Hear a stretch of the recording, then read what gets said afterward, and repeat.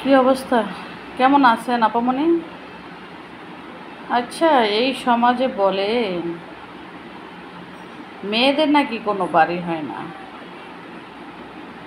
আমার একটা প্রশ্ন, বলেন তো, মেয়েদের ছাড়া কোনো বাড়ি কি সম্পূর্ণ? এই ঘরটা যেমন আলোকিত করে রেখেছে, এখান থেকে যখন অন্যের ঘরে যাবে তখন আরেক রূপে আরেকভাবে আলোকিত করবে। এখানে বাবা মা ভাই বোন সবাইকে আলোকিত করে রেখেছে। তার হাসিতে ঘর হাসে, তার কষ্টে ঘর কষ্ট পায়, ঘরের মানুষগুলো কষ্ট পায়। এই মানুষটাই যখন অন্যের ঘরে যায়, কেউ তাকে ভেবে নেয় পার্মানেন্ট একজন কাজের মানুষ, কেউ ভেবে নেয় বিয়ে করে এনেছি বউ হাজব্যান্ডে, তাকে আমি কাপড় চোপড় দিচ্ছি, খাওয়াচ্ছি, পরাচ্ছি, এটাই আমার দায়িত্ব,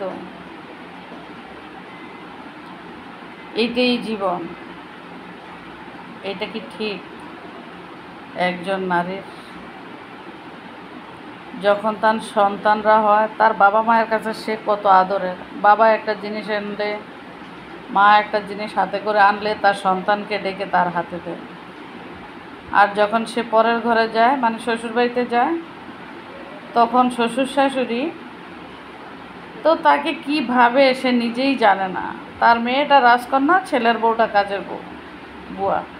ছেলে কিছু বাইরে থেকে আনলে কেন বউর হাতে দিবে? কেন? কাকে দিবে? প্রশ্ন। আপনাকে তো আপনার হাজব্যান্ড দিচ্ছে, ওকে ওর হাজব্যান্ড দিবে না?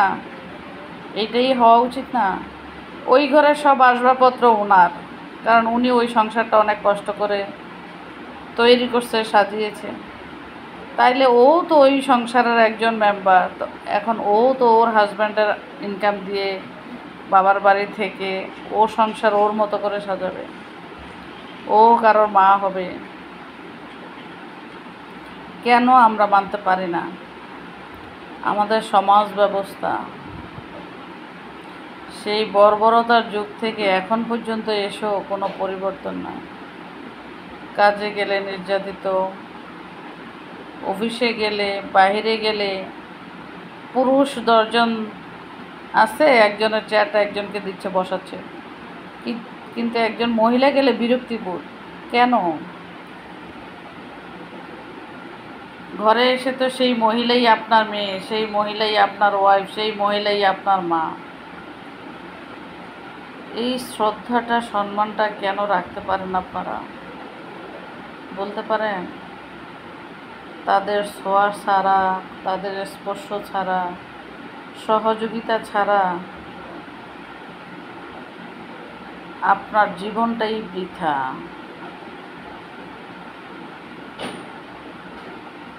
আপনি কখনো কন্যার বাবা, কখনো কারোর স্বামী, কখনো কারোর ভাই। আর যে কন্যাটাকে আপনার স্ত্রী করে নিয়ে আসছেন, সেও তো কারোর কোনো বাবার রাজকন্যা। কাউকে মনে কষ্ট দেওয়ার জন্য কথাগুলো বলিনি, তবে বিবেককে একটু জাগ্রত করা উচিত। পরিবর্তন হওয়া উচিত আমাদের মেন্টালিটি। আপনার ওয়াইফকে আপনি সম্মান দিবেন, আপনার সন্তানকেও আরেকজন সম্মান দিবেন, বাধ্য। আপনার থেকে দেখে হলেও শিখবে। উনি ওনার স্ত্রীর সাথে এমন করে, আমিও ওনার মেয়ের সাথে করতে হবে, আমার বোনের সাথে আমার বোনের হাজব্যান্ডের করতে হবে।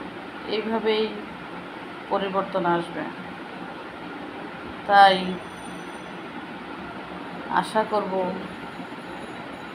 আমাদের পরিবর্তনের ছোঁয়া লাগবে।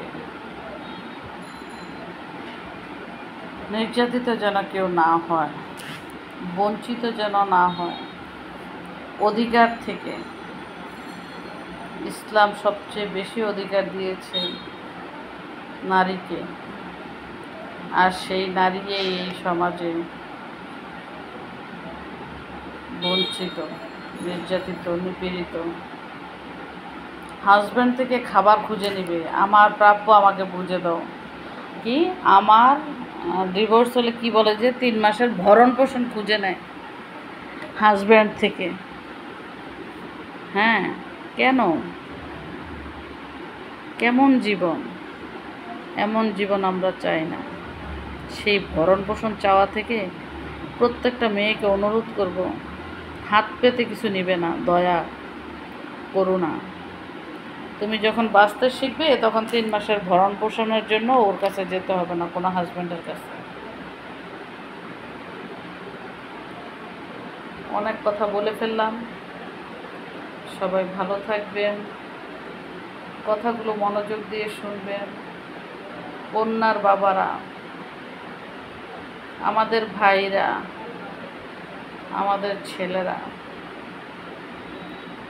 ভালো থাকবেন, মনে কোনো কষ্ট নেবেন না। আল্লাহ হাফেজ, আসসালামু আলাইকুম।